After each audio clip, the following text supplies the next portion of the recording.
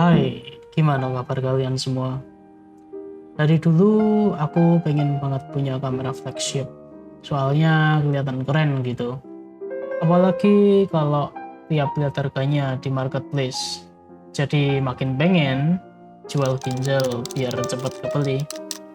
Tapi setelah lihat banyak video motivasi, jadi kepikiran banyak cara bisa dilakukan biar bisa nabung dan beli kamera segera.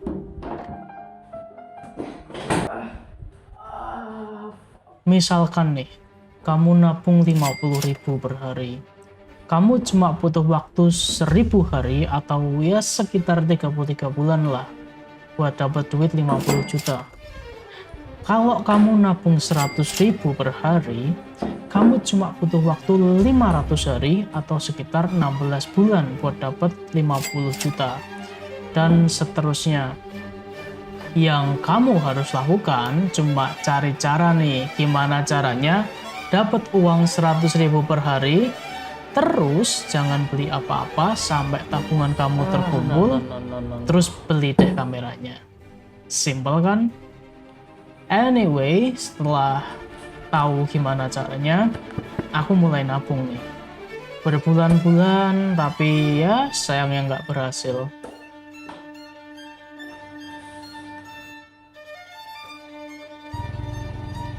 Akhirnya aku coba cari kerja sampingan dan sebulan kemudian aku berhasil jual cukup banyak helm dan akhirnya bisa beli kamera flagship di tahun 2014.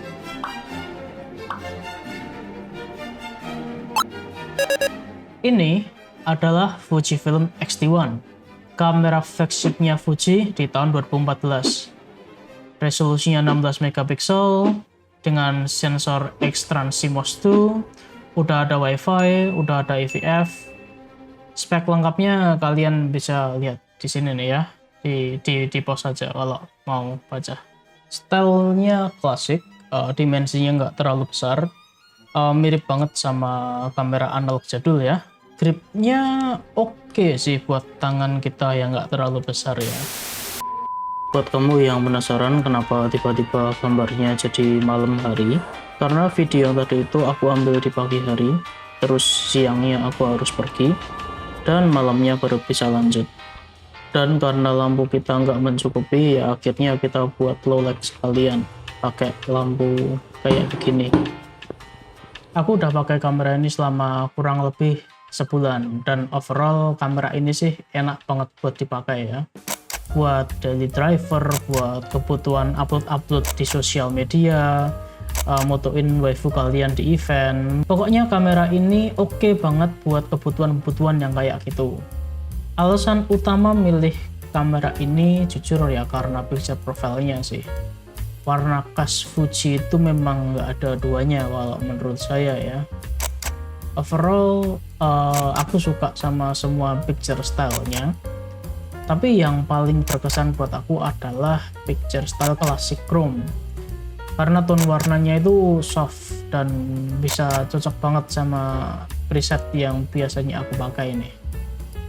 Dan untuk ISO, di dial atas kita bisa lihat ini ada dial dari ISO 200 sampai 6400. Terus di sebelahnya dial ISO kita lihat ada dial shutter speed. Di bawahnya kita lihat ada screen ya. Screennya ini sayangnya nggak touchscreen, tapi buat aku ini nggak masalah karena kita nggak pernah pakai touchscreen juga, jarang banget. Untuk performance-nya sendiri dari ISO 200 sampai ISO 6400, noise-nya kerasa sangat minim dan usable banget.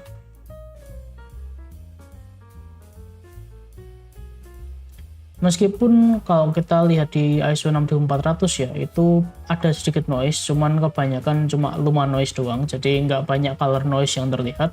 Kalau kalian pakai di ISO 12800 atau di ISO 51200, performa noise reduction-nya itu sangat kelihatan, jadi detailnya itu hilang, jadi kayak oil painting gitu. Selanjutnya harusnya kita akan bahas soal autofocus performance. Tapi karena kita nggak punya lensa AF, jadi kita akan bahas kemampuan manual focus di kamera ini, yang mana menurutku cukup menarik karena dialnya ada di depan. Jadi di depan itu kalian bisa lihat akan ada dial. Nah, itu tulisannya S, C, dan M. S itu adalah single focus, C itu continuous focus, dan M itu adalah manual focus. Nah, kalau kalian dialnya kalian kasihkan ke M dan kalian pencet display back di belakang, nah kalian akan dikasih pilihan untuk display yang akan ditampilkan di kamera kalian. Salah satu fitur yang aku suka di kamera ini adalah adanya dual display. Jadi display kalian yang di sebelah kiri yang gede itu adalah untuk melihat komposisi atau melihat exposure kalian seperti biasanya lah. Cuman yang menarik adalah display yang di sebelah kanan. Karena di display yang di sebelah kanan itu kalian bisa dapat preview atau bantuan preview untuk focus magnifier.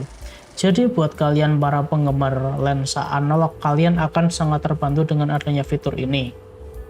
Nah, selanjutnya adalah baterai life atau daya tahan baterainya. Daya tahan baterai di kamera ini menurutku biasa dengan baterai orinya. Satu baterai itu bisa sampai di 400-450 shot lah, sekitar segitu. Jadi kalau kalian mau keluar ngambil foto seharian full, ya paling enggak bawa 2-3 baterai, tergantung kalian motonya banyak atau enggak. Kalian tinggal beli baterai yang third party aja, ada banyak merek, ada Kingma, ada Wasabi, dan lain sebagainya. Itu menurut aku udah cukup.